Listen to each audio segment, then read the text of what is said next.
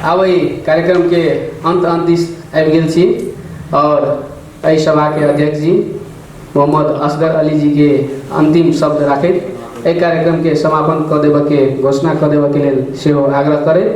हम उद्घोषक टूटल फूटल उद्घोषण केलहुँ अपने सबके बीच पवन कुमार झा सेहो विदा होइ छी। नमस्कार, प्रणाम।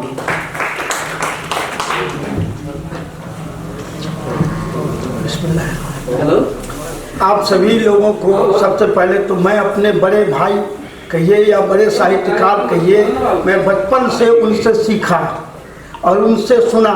उनके संगत में बहुत सारी साहित्य की बात की, जिसे साहित्य कहते हैं ये लोग हिंदी में या मैथिली में या नेपाली में, हमारे में उर्दू में तहजीब व तमन्नुत कहा करते हैं। संस्कृति को तहजीब और तमन्नुत कहते हैं। अल्लामा इकबाल का एक शेर है, उन्होंने महेंद्र भैया ने पढ़ा था, खुदी को कर बुलंद इतना कि हर तकदीर से पहले खुदा बंदों से पूछे बता तेरी रजा क्या है। अगर आप यूट्यूब खोलते होंगे ना तो उसमें एक बशीर बद्र का शेर आता है और बशीर बद्र का यूट्यूब में आप लोग सुन लीजिए, दिल आपका पता चल जाएगा कि इंसानी जिंदगी होता क्या है और इंसान के दुश्मन दोस्त बन के कैसे उसे बर्बाद करते हैं, वो उसी बशीर बद्र के सर से पता चलेगा।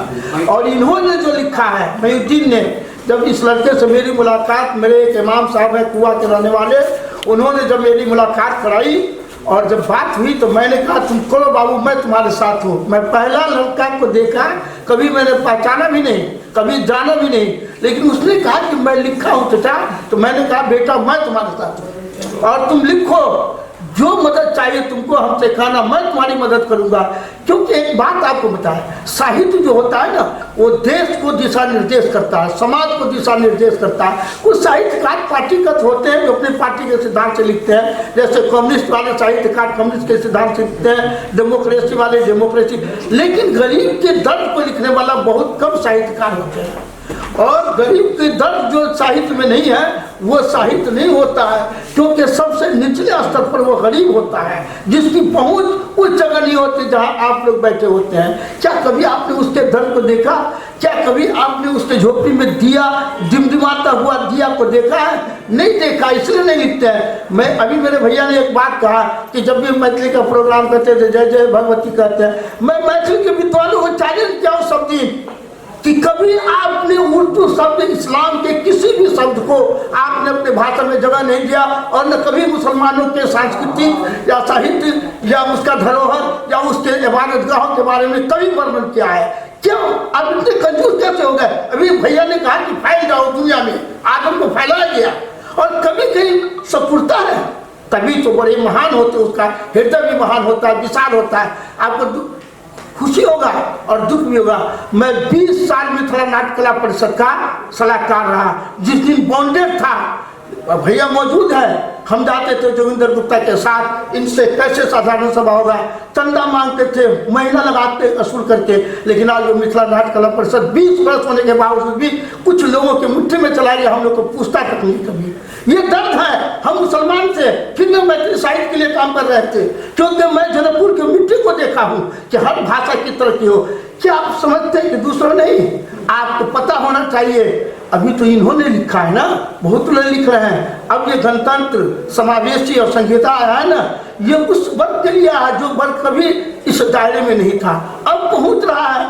आने वाला दिन पहुंचेगा। आपको खुशी की बात बता दें कि हम लोग कल एक डॉक्टर की बोर्ड नहीं देखा करते थे, आज 50 डॉक्टर का बोर्ड देखने लगे हैं अपने समुदाय के। ये सब क्या है? एक आप जब तक दमन करेंगे, किसी को दबा के, किसी के साहित्यकार को, किसी के कल्चर को, किसी के धर्म को आप अच्छा से नई नजर से देखेंगे तो वो दबा हुआ पर उफाड़ने का कोशिश करता है।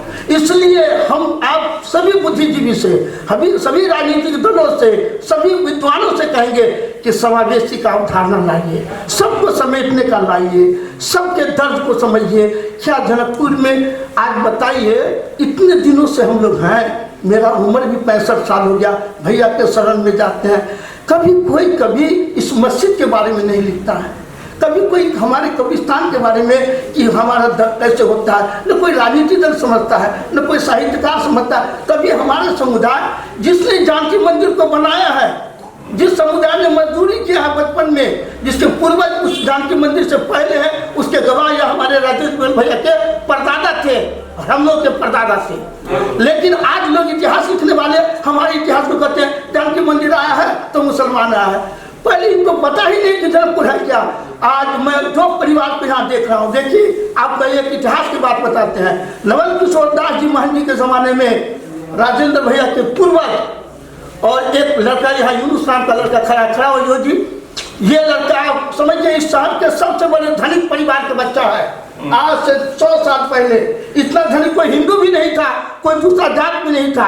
रामचंद्र रामसूर की बात छोड़ दिए, जनकपुर की बात कर रहे हैं। हिराई मियाँ का नाम पूछ लीजिए हमारे भैया से, वो दोनों एक बार महंगी एक बार वो बैठते थे और भंडारा नहीं होता था तो उनके घर से चावल आता था, वो चावल से भैया के घर भी जाता था। लेकिन आज मैं कह रहा हूँ उनके 80 वर्ष की उम्र में, ये बात कौन देखेगा?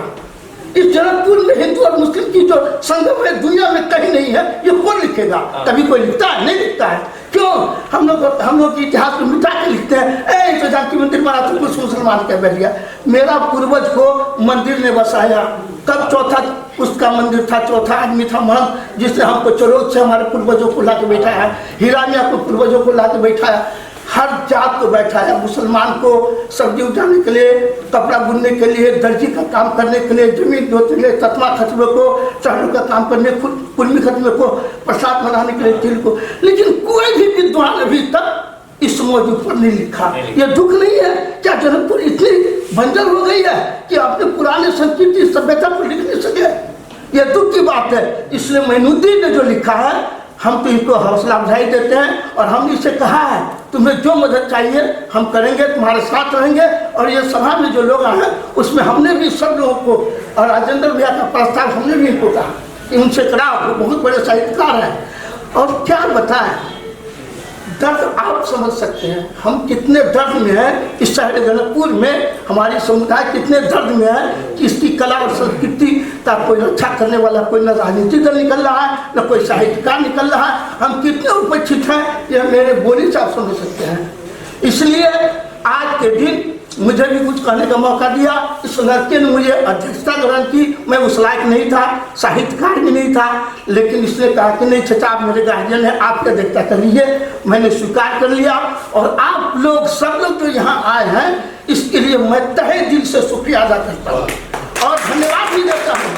और इस बच्चे की तरफ से भी आप लोगों से इसकी कोई भी त्रुटि हो गई हो उसका आप माफ़ी मैं भी मांगता हूँ उनके तरफ से, आप भी माफ़ कर देंगे। यही उम्मीद के साथ आज ये सभा अच्छे तरीके से मोइनुद्दीन के लिए और हमारे संचालक जो थे स्पॉन्सर बोलने वाले, मतलब उस लड़के पवन झा को भी अच्छा से चला दिया, उसके लिए भी धन्यवाद है। और सभी पत्रकार बंधुओं को मेरे तरफ से हार्दिक अनुरोध है, आप लोगों ने आकर के इसको शोभा बना दिया। और सब लोग नाश्ता और चाय खा के धन्यवाद। ये सभा को संपन्न हो